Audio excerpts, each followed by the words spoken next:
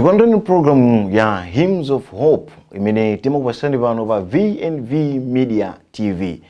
Program yokhayo imene timapasani nyimbo za chiyembekezo. Ndeti sayiwale kuti program ineyi imatifika pano Sunday ngati lero nthawi ya 7 koloko madzulo buno.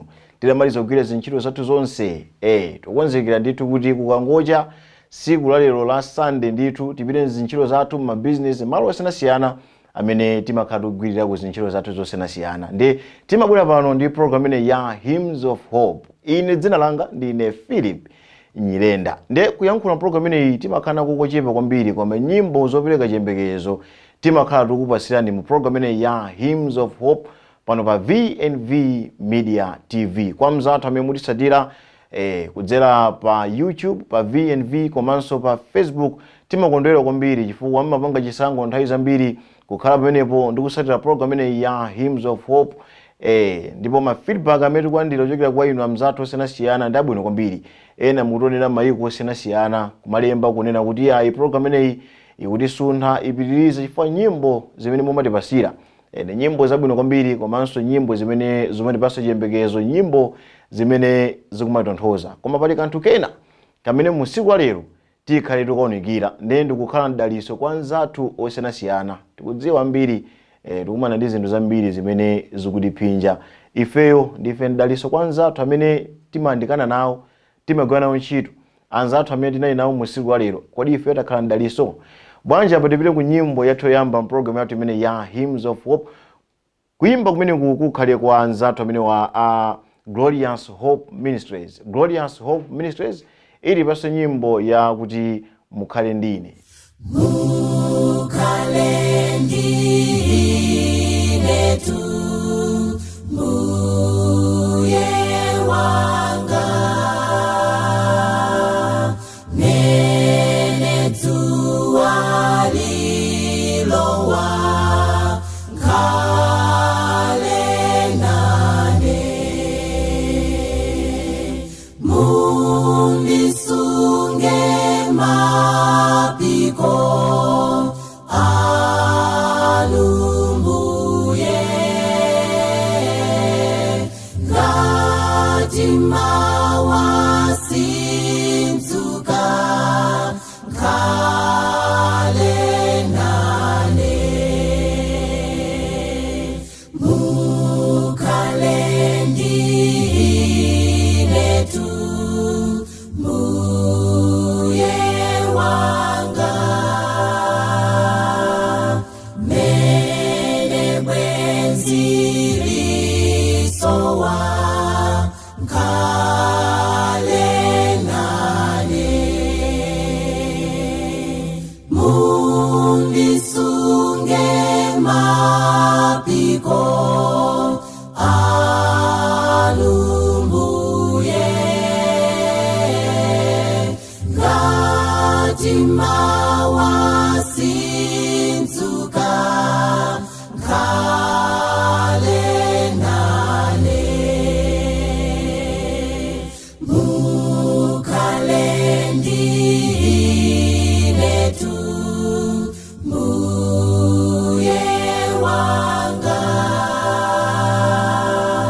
mene moyo uchoka, khale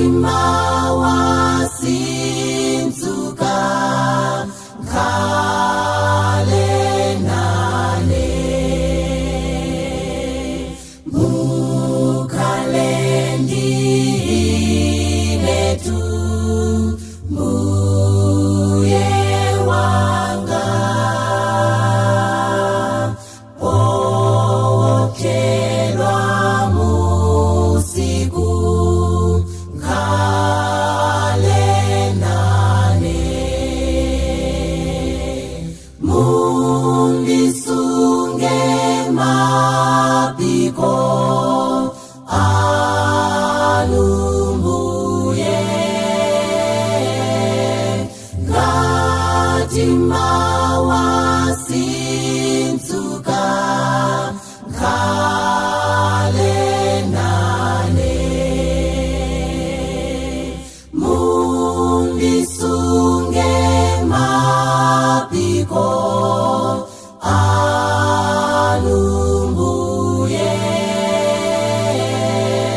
ngati mawa sinsuka khale nane. Kuimba kumeneko kwa mzathu amene wa A Glorious Hope Ministries, nyimbo yabwino kwambiri imene akuti mukhale ndine. Ndi pemphero la inu ndine nthawi zonse kuti tizipempha Mulungu athu okhala kumwamba kumpempha kuti akhale ndife, pamene ndikunena kuti mawa ndi tsiku limene tikhatukira zintchito zathu zosiyanasiyana, kumpempha Mulungu kuti akhale nafe mwiki yonse imene ife tikhatupanga zathu zosiyanasiyana kumathandiza kwambiri. Ndipo tikampempha kumusogoza Mulungu timaona zipambano zosiyanasiyana zimene Mulungu athu okhala kumwamba amakhala kutipambanisa nazo. Ndeni nasiya mawu onena kuti kodi inu ndine ndife mdaliso kwa anthu amene atizungulira. Tikudziwa kuti masiku ano zinthu zikuvuta kwambiri, chakudya ena kusowa, ena chakudya ali nacho kumafika potaya, ena chakudya ali nacho kumafika mpana pola mfriji, ena chakudya ali nacho kumafika nditu kumafika kuti zinthu zikuonongeka. Kodi inu ndine ndife mdaliso kwa anthu amene akufuna chakudya, anthu amene akusowa, anthu amene akuvutika. Kodi inu ndine ndife mdaliso? Tipite ku nyimbo ina mu program imene ya Hymns of Hope. Kuimba kumene kukhale kwa Chiyembekezo Quartet, azibambo aja amene anaimba nyimbo yabwino kwambiri kuti ndili nganganga. Alimo ena amayiona ndili nga. Nyimbo yoimbira ndi Chiyembekezo Quartet, nyimbo imene akuti zizindikiro. Zizindikiro zakudza kwa Yesu mukuziona, tikuziona nanga bwanji tili nganganga kumira chimo. Zizindikiro zakudza kwa Yesu mukuziona, tikuziona nanga bwanji tili nganganga kumira chimo. Tilinga kumira chimo inu tilinganganga kumira chimo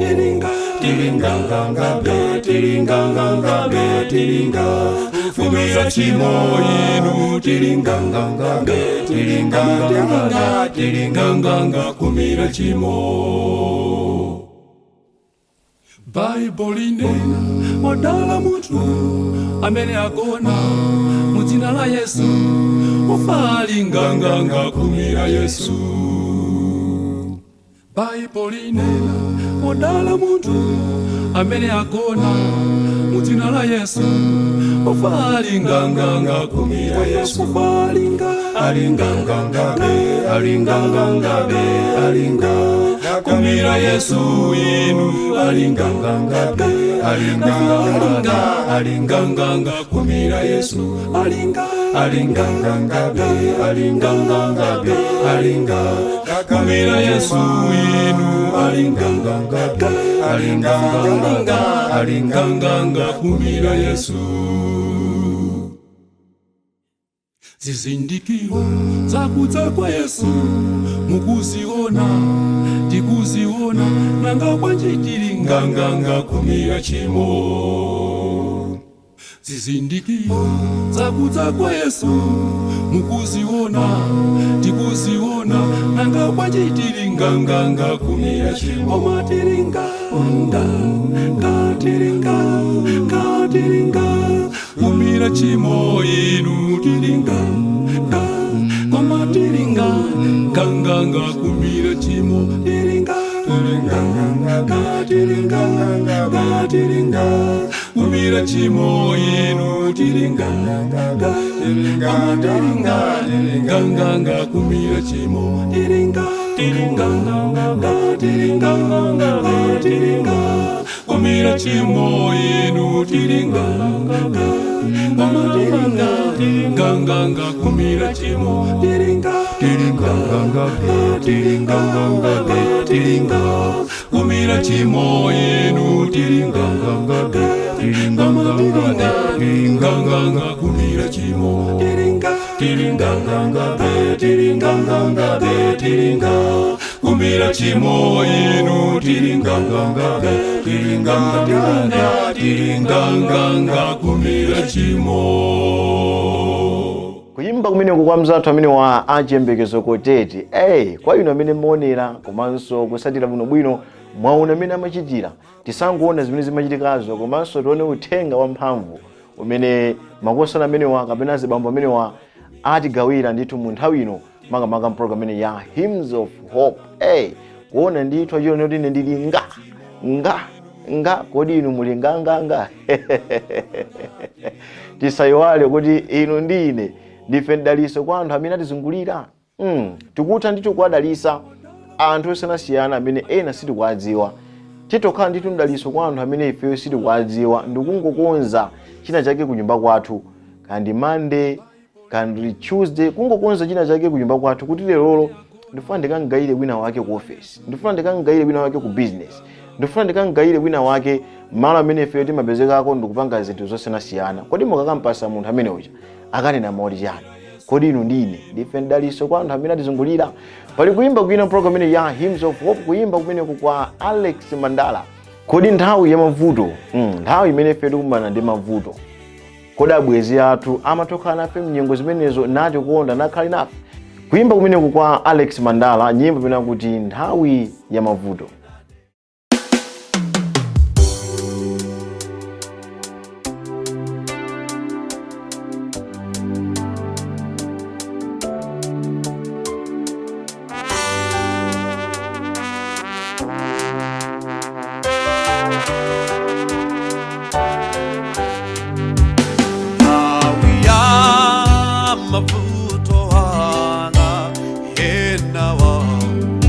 Amandinyoza nthawi ya mavuto wanga yenawa amandiseka nthawi ya mavuto wanga yenawa amandinyoza nthawi ya mavuto wanga yenawa amandiseka ikapemba maao amatisindi limbikira ine kulimbika ndimalimbika komazi mangofuta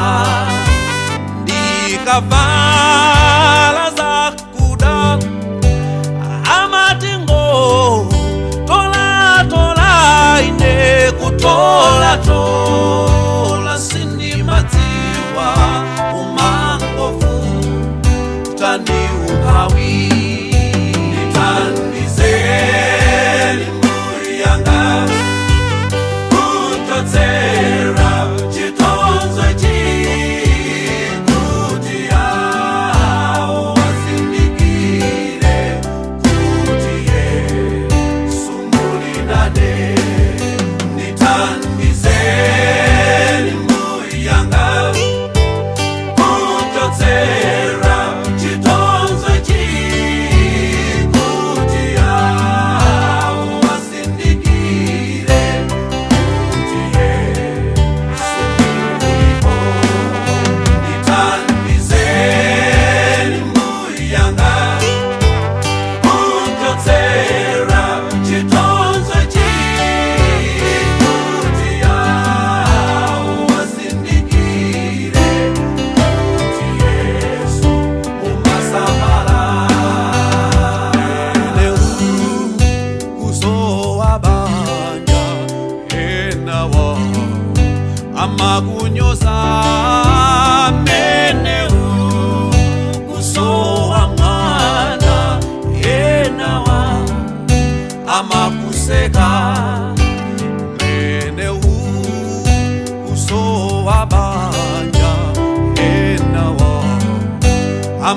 amakunyoza mene ukusowa mwana yenawa amakunyoza ukatucheze ndi awo amati hai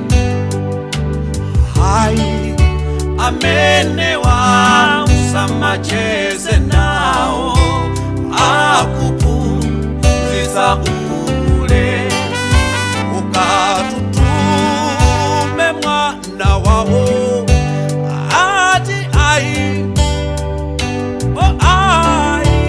mwana wanga usamutume ndatufuna kabale wako nitandizeni muyanga kutotsera chitonzo chikuti yawo wasindikire kuti Yesu mulidade nitandizeni muyanga kutotsera chitonzo chikuti yawo wasindikire kuti Yesu mulipo nitandizeni muyanga kutotsera chitonzo chikuti yawo wasindikire kuti Yesu umasamala.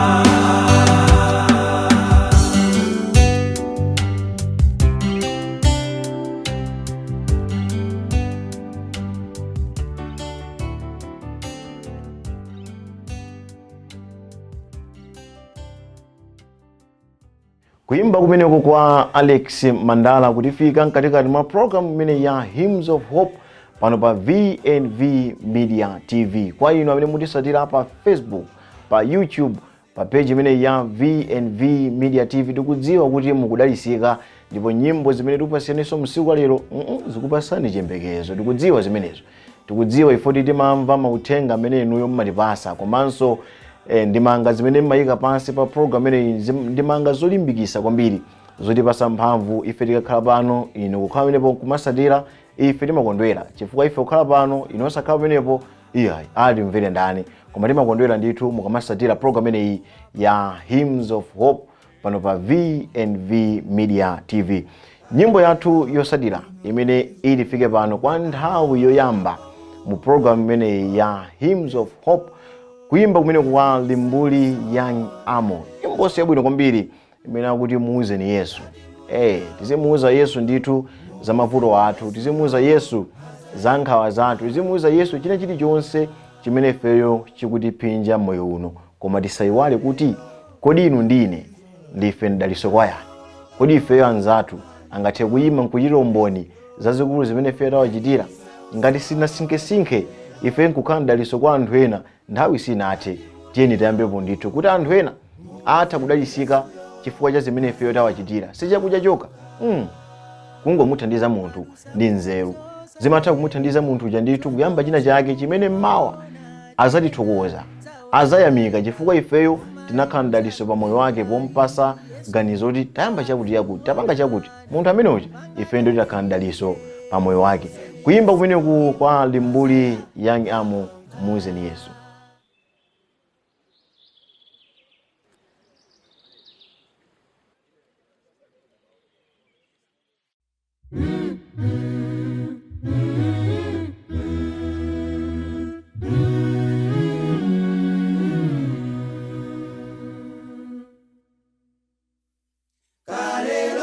Ana Israeli anaoloka po umanipo. Yes, yo. Najisaosaona lero ngati muli nalo vuto muuzeni Yesu yo azaya anga. Kalelo Ana Israeli anaoloka po umanipo. Yes, yo. Najisaosaona lero ngati muli nalo vuto muuzeni Yesuyo azayankha. Mwadusa muzosaneneka tsogolo simuliona tiwena zawo zaenda koma inu zanu iyayi Yesu yo akuona ndipo pangatalike muuzeni Yesuyo inu azayankha. Mwadusa muzosaneneka tsogolo simuliona tiwena zawo zaenda koma inu zanu iyayi Yesu yo akuona ndipo pangatalike muuzeni Yesuyo inu azayankha. kalelo Ana Israeli, anaoloka pouma ndipo Yes, yo. ngati osaona lero ngati muli nalo vuto muuzeni Yesuyo azayankha. kalelo Ana Israeli, anaoloka pouma ndipo Yes, yo. ngati osaona lero ngati muli nalo vuto muuzeni Yesuyo azayankha. Azayankha. Azayankha mbuye ati pamene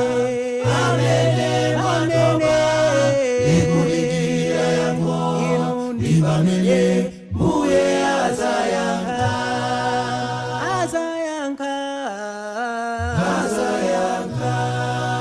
Azatiyankha ife ati pamene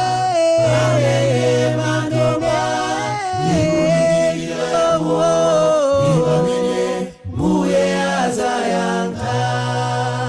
kalelo Ana Israeli, anaoloka pouma ndipo Yes, yo. ngati osaona lero ngati muli nalo vuto muuzeni Yesuyo azayankha. kalelo Ana Israeli, anaoloka pouma ndipo Yes, yo. ngati osaona lero ngati muli nalo vuto muuzeni Yesuyo azayankha.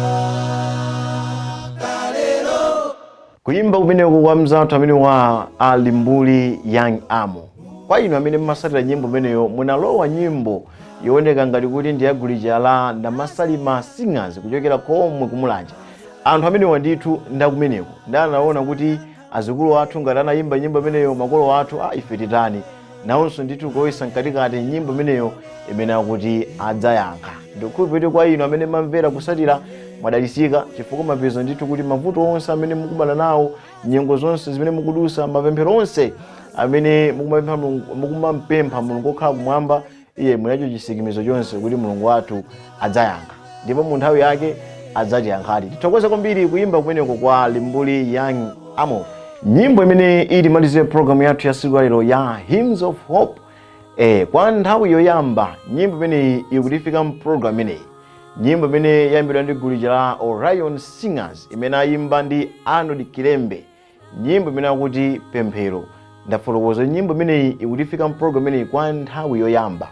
Kwa inu amene ndithu ndikuyambanso kuonera program imeneyi ya Hymns of Hope komanso kudalisika ndi nyimbo zosiyanasiyana, ndikukhulupirira ndithu kuti ayi mudalisika ndi nyimbo imene ili malizire mu program yathu ya siku lero. Panali mawu amene ndinayamba nawo mu program yathu ya siku lero. Kodi inu ndine ndife ndaliso kwa yani? Kodi anthu akumatulozerana amanena chani za inu ndi ine? Tiyeni pamene tamaliza kuona nyimbo zimenezi kapena pamene tipitirize kuona nyimbo zosiyanasiyana pano pa VNV Media TV tizizifunsa kodi inu ndine ndinu ndaliso kapena ndine ndaliso kwa yani? Ngati sinayambe iyayi tiyeni ndithu tiyambepo kuti anthu ena achitire umboni za ife komanso ntchito za manja athu zitichitire umboni pamene tikuchita zinthu zathu zonse zosiyanasiyana. Ine dzina langa ndine Philip Nyirenda kufikiranso sabata mawa pamene tizabwerenso pano kukupasirani nyimbo zosiyanasiyana program ine ya Hymns of Hope. Ngati pali nyimbo zina zimene sitinazike program ine iyayi mutha kupita ndithu pa page yathu ya VNV Media TV pa YouTube, pa Facebook, mukapeza nyimbo zosiyanasiyana zimene zimakhamenepo, nyimbo zokuthandizani, nyimbo zopereka chiyembekezo komanso nyimbo zotonthoza. Pitizani kuonera maprogramu osiyanasiyana pano pa VNV Media TV. Bye bye.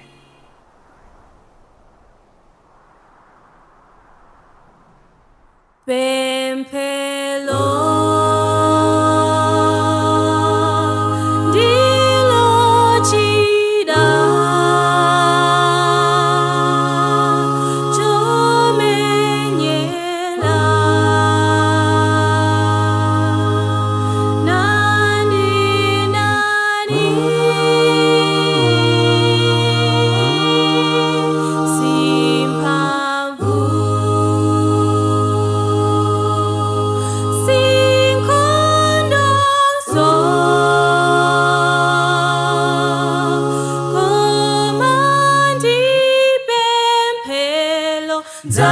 zagonjetsa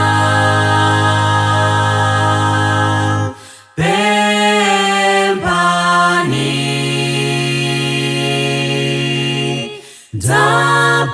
dzapatsidwa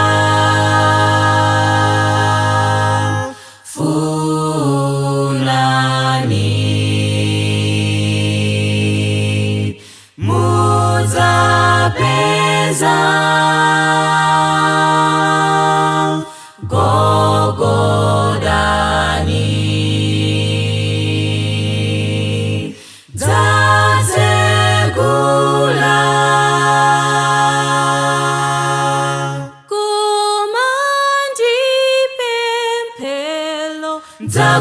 zagonjetsa pa usiku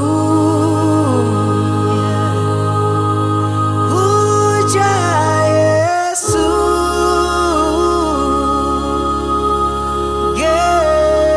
Getsemani,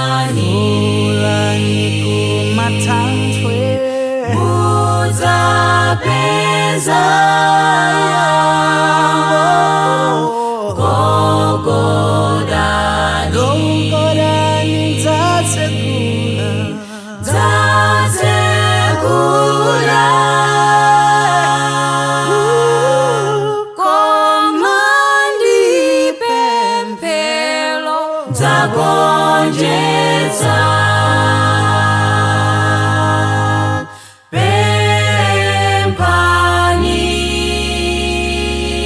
pempani dzapatsidwa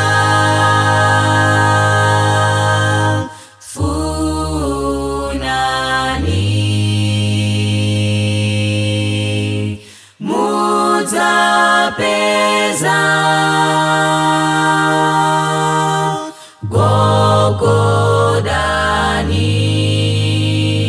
gogodani